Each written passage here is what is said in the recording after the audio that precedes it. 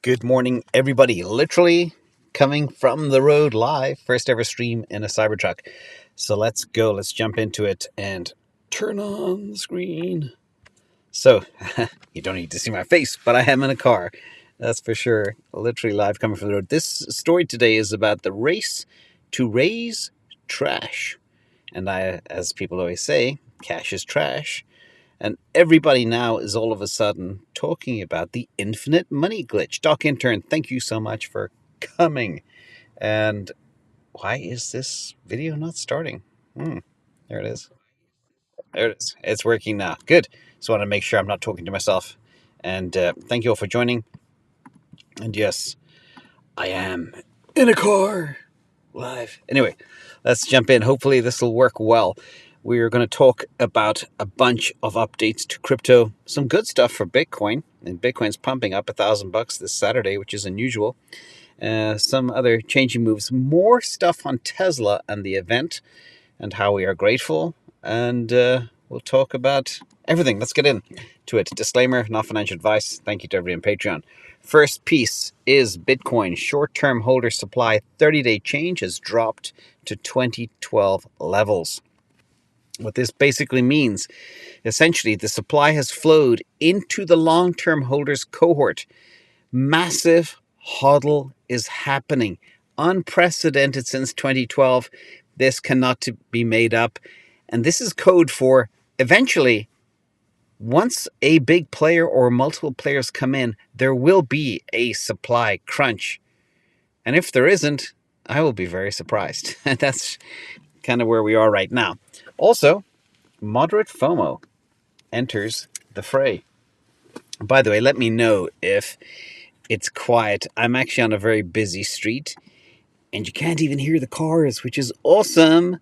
In the passenger seat, of course. But this is from Alex, and he is looking here in the way to read this chart is the orange bar is FOMO. Obviously, super dark orange at the top is whoops, that's when we're overheated. And everything else is kind of, not happening. But for the first time in months now, we have moderate FOMO. We haven't had that since basically April. That's other good news for Bitcoin as well. And crypto. Speaking of crypto, this is a Grayscale crypto study, and it talked about voters. And this was funded by Grayscale, not their study, but they paid for it. But of the likely voters surveyed, 77% said presidential candidates should be informed about innovative technologies like AI and crypto. They're the two narratives we focus on here on this channel. And 56% say they would be more likely to vote for a candidate who acknowledges crypto as a top political issue. That is kind of big. And this isn't the first poll Grayscale has fielded. And over the past year, the number of voters aware of crypto that has increased from 47% to 53%. So the majority now are aware of crypto, which is good, which means people this time around, the majority, if this study is correct, will vote based on who they think embraces crypto more, perhaps. This does not bode well for people like Elizabeth Warren. And related to this, too, is from Eric Balchunas.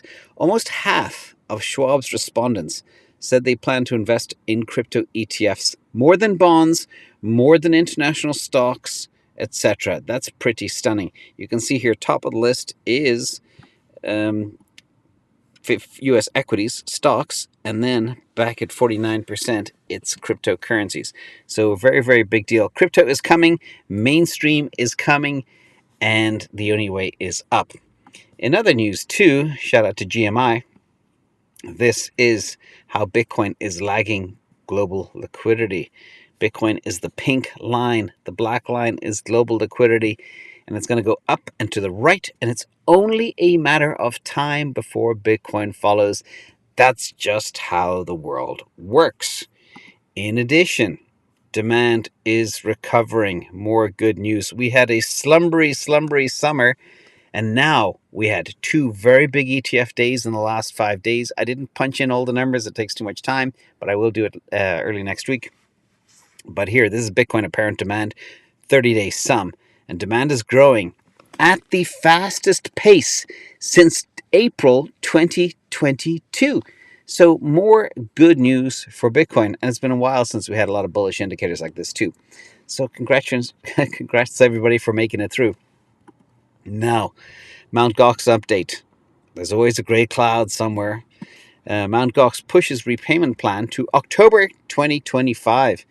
The trustee overseeing Mt. Gox assets has extended the deadline for creditors' restitution to October 2025, as over 44,900 Bitcoin remains unpaid. Now, there's two ways you can interpret this. One, it's bad news for the creditors, but number two, it eliminates a gray cloud from dumping. So every cloud has a silver lining, as they say. And more on-chain stuff. This is from Crypto Quant.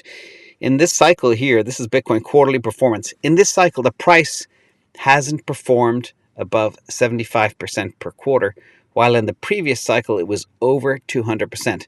According to Crypto Quant, they believe now is the time for bullish traders to put the pedal to the metal. We are here. No action, no returns, no quarterly performance spikes. It's been dead. Again, as I covered before, we have never had 8 months of stagnant growth in Bitcoin ever. It's like it's been lifeless for 8 months. But as always in life and nature, there is a calm before the storm. So we'll see what happens next. Now, let's get into what we're doing. And as you all know, I'm the first guy ever to, first of all, make a video on MicroStrategy. Is my third video ever when I started the channel. Second of all, the only guy who ever arbed it between MicroStrategy and Bitcoin, even built tons of models around it. And I've been in this thing since 2020, and it's been a gift. And it's a gift that nobody understood in the early years. Now everybody is talking about the money glitch, the idea of raising fiat to buy Bitcoin. You basically go short fiat, go long Bitcoin. This is the infinite money glitch I've been talking about for a long time. And look at the performance of MicroStrategy, up 1,620% versus everything else. Bitcoin only 426%. And can we have a moment of silence, please? For the hedge funds that are short Bitcoin, everybody, a little prayer for them. I was going to make a slide on them. It's just too funny. They got wrecked. One fund bet $3 billion going short MicroStrategy. They got destroyed. Absolutely destroyed. So shout out to them. And let's look at the chart. MicroStrategy on Friday broke out again on the ATR to a brand new level, new all-time high, shot to $215. The previous all-time high was exactly 200. And Bitcoin is nowhere. Okay, this is the ARB Cloud and the ATR model. So we have a new ATR model level broken out and ARB Cloud broken out. Again, it doesn't cease to amaze people, but now this week, basically, Michael Saylor wants to borrow another $100 billion to buy Bitcoin, and he believes he'll have no problem borrowing $100 billion. He's just stacking as much of this stuff as he can. And now there's talk as well this week of how this could become the $1 trillion company or the $1 trillion man. Again, pretty easy, not far off at this rate. It doesn't take a big move from Bitcoin for this to happen. And the market cap is, it just needs, borrow more money and do a 20x and they're good to go. Now, it's not the only firm as well stacking crypto. This is Sol Strategies. It was in my Q&A video 2 weeks ago. And back then, 2 weeks ago, the amount of crypto that this company had on the balance sheet was equivalent of its market cap. Well, that has changed. They went and bought 4,341 more Sol on Friday. Shout out to Marty Party from DCA. And now we have this model that we share on Patreon. This is the Sol Strategies ARB model, same one we have for MicroStrategy and other assets. But here it lists the amount of Solana they own now, updated for the recent acquisition, 105,249, and they own 56.2 Bitcoin. But what's really interesting is the premium on this now is 99.25%. And that compares to about 170% for MicroStrategy right now.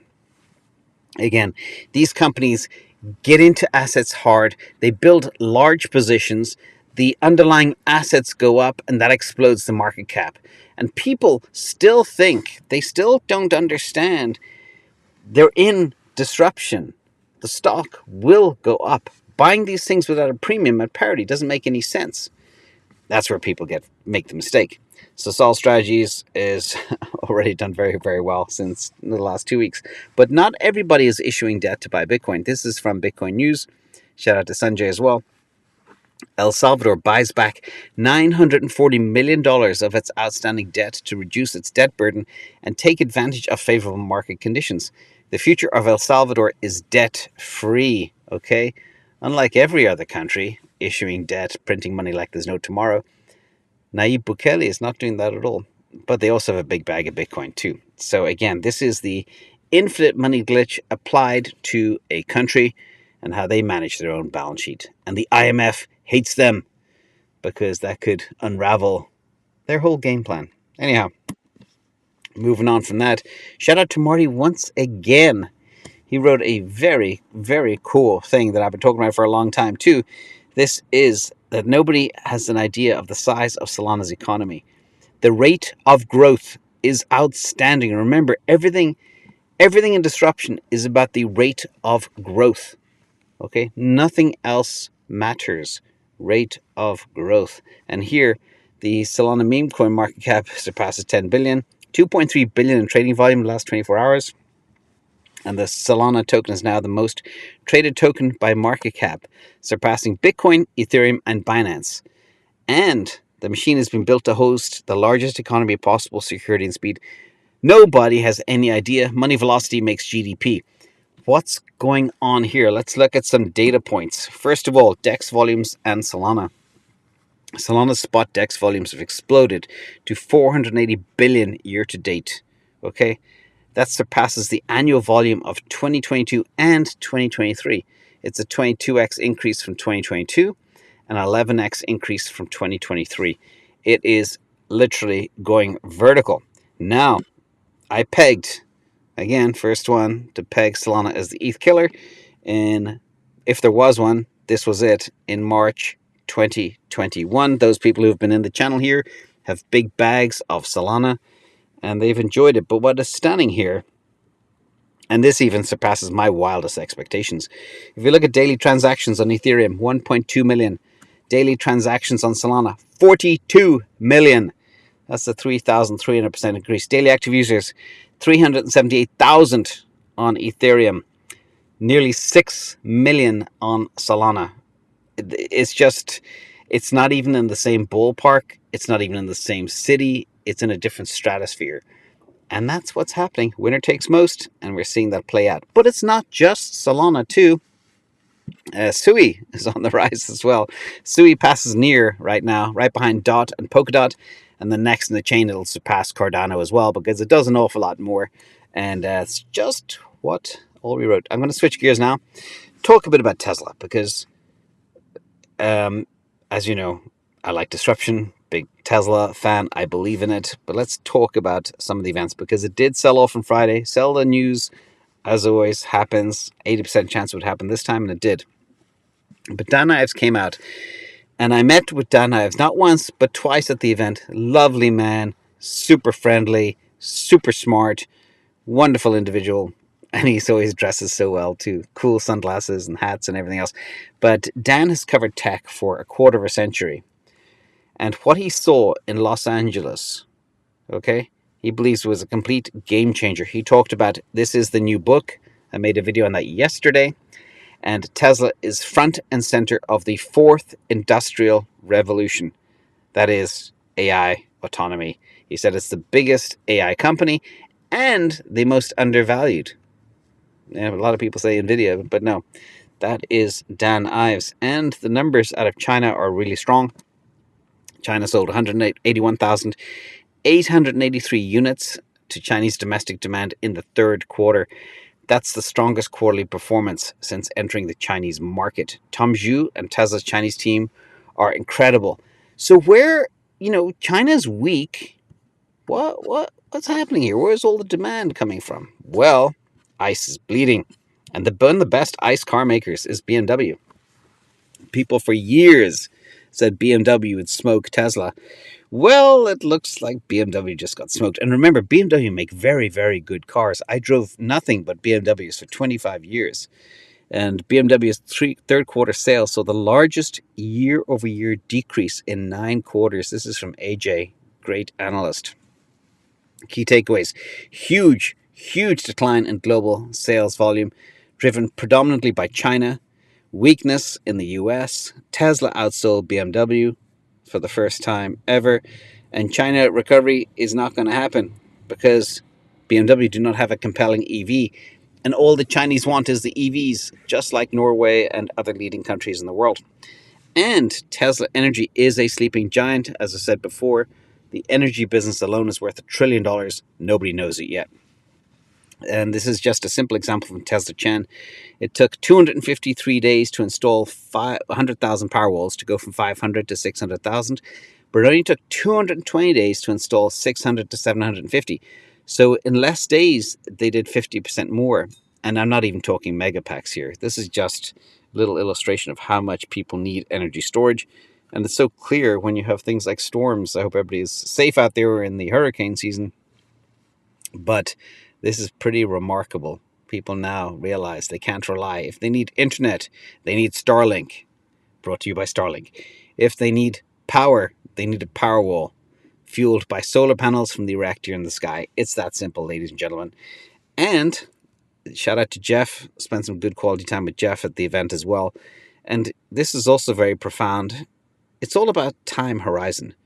Tesla once again proved they will produce the best, most compelling AI robotics products in every category that they decide to compete in at scale profitably. They provide guidance on what they expect to do over the next 12 to 24 months. The event was guidance. Wall Street want to know when and how much so they can have numbers to put in their little spreadsheets with their pencils.